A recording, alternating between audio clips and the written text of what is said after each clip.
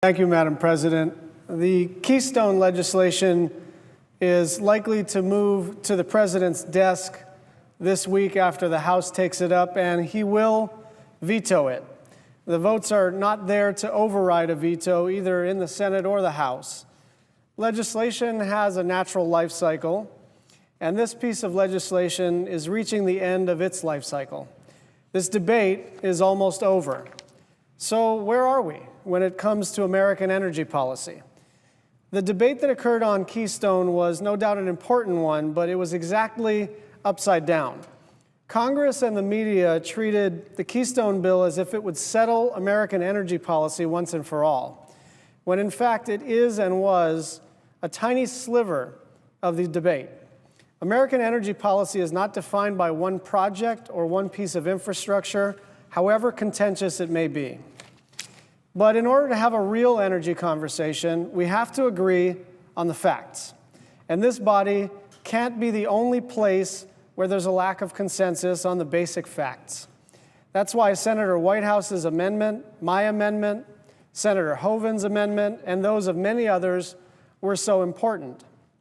Last month's climate votes were illuminating and they were encouraging.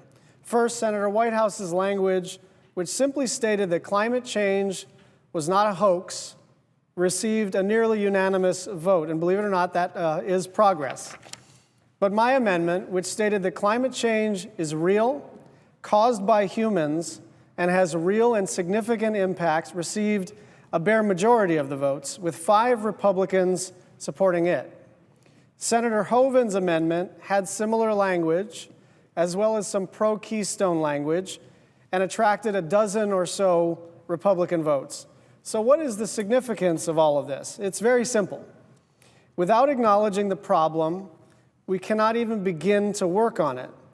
The wall of denial has begun to crack. So now we have a majority, and depending on how it's phrased, even a potential supermajority in the Senate saying that climate change is real. Now most every serious person in public life either admits the basic facts of climate change or is on their way to getting there. And so that's a good thing. Now the question is, what should we do? Given our regional differences, our ideological differences, and the partisan divide, what comes next? Later this year or next, we'll see efforts to repeal a number of important environmental rules, especially the administration's Clean Power Plan, which will regulate carbon pollution from existing and new power plants. But that too is highly unlikely to result in anything other than a presidential veto. So are there any areas for potential common ground? Well, I think we've seen real glimmers of hope and possibility during the Keystone debate. Several of my Republican colleagues made the argument during the debate on Keystone that while climate change is a real problem, we must be aware of how energy costs influence economic activity. I could not agree more. You don't hear this often from folks on my side of the debate, but price matters.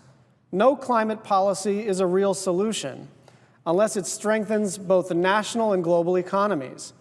As we pursue clean energy, we must understand its impacts on consumers, especially individuals and families in lower income communities as well as businesses. We miss an opportunity to find common ground if we move too quickly past the question of cost and the social and economic context in which this transition is going to occur. We can contend with these problems and challenges in Congress through a legislative solution. We can provide incentives, create market-based mechanisms, look at regional differences, fund R&D, to help develop new and less expensive solutions. EPA certainly has the authority and the obligation under the law to regulate carbon and other greenhouse gases. And so I support the President's Clean Power Plan because carbon pollution is real and it ought to be regulated under the Clean Air Act. But if we want to be more comprehensive, if we want to be more nuanced, more flexible, more responsive to communities, we need a bill. Structured properly, a bill has the advantage of creating economically efficient solutions that can reduce carbon pollution from a much wider range of sources. That's why a well-designed fee on carbon is critical for our economy and our environment. But look, I understand that the politics are nearly impossible right now. But if you think about our ability as legislators to remunerate communities struggling during a transition, to ameliorate certain economic challenges, you may agree that legislating provides us the tools to achieve greater pollution reductions at a much lower social and economic cost. And so once the Clean Power Plan is established, once it's litigated, and once it's full-on reality, I believe that there may be room for a compromise. One more thing on the question of price. We've got to do our calculations on an all-in basis. That includes tax expenditures, environmental damage, health impacts, and other so-called externalities. There's plenty of good research that indicates that clean energy technology is already competitive with fossil fuel technology when all costs are added in. Additionally, the cost of solar, wind, and energy efficiency is dropping precipitously, and in many places is competing successfully in the free market even before we consider the costs of pollution. So we will have a couple of battles that are unavoidable, the Clean Power Plan, and likely another run at Keystone. But there are a couple of areas that, in my view, don't have to be a battle: energy efficiency and energy research.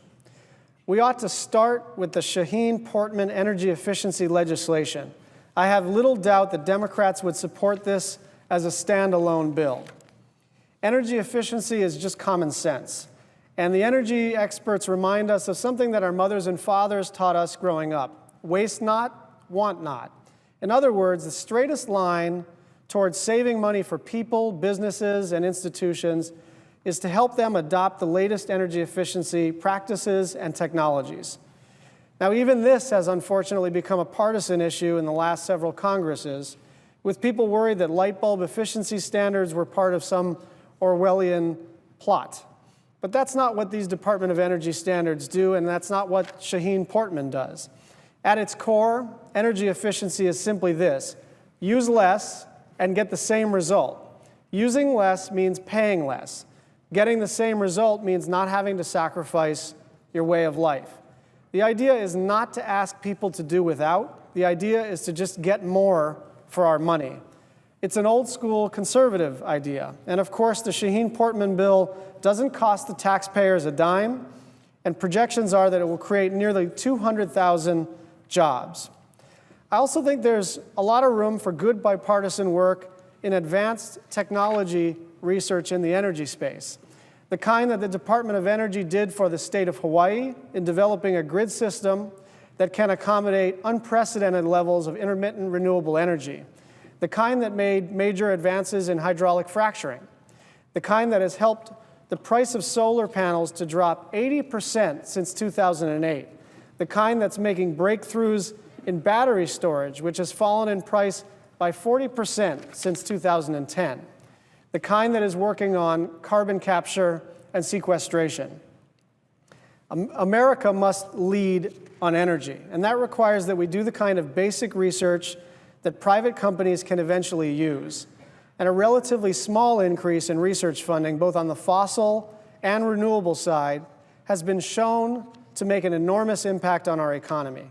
Investments in renewable and fossil fuel electricity generation, distribution, and transmission systems, grid stability and security, and fuel systems will enable America to lead in energy for decades to come.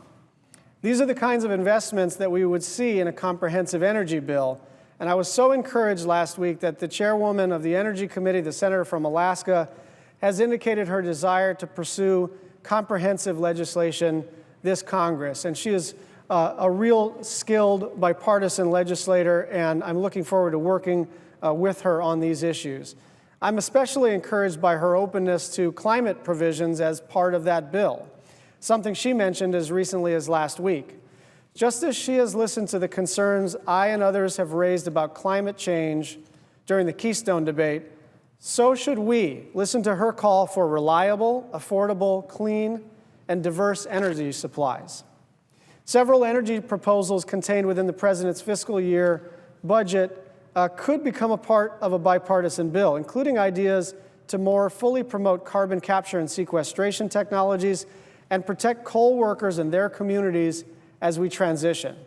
The concerns of communities that have coal-based economies are real and legitimate, and I believe any true climate solution must prioritize solutions for every American. The President recognized that and proposed $55 million next year to help affected communities diversify their economy, offer job training, and ensure a good transition. This will require compromise, and it will require those of us on the left to concede that fossil fuels aren't going to disappear instantaneously.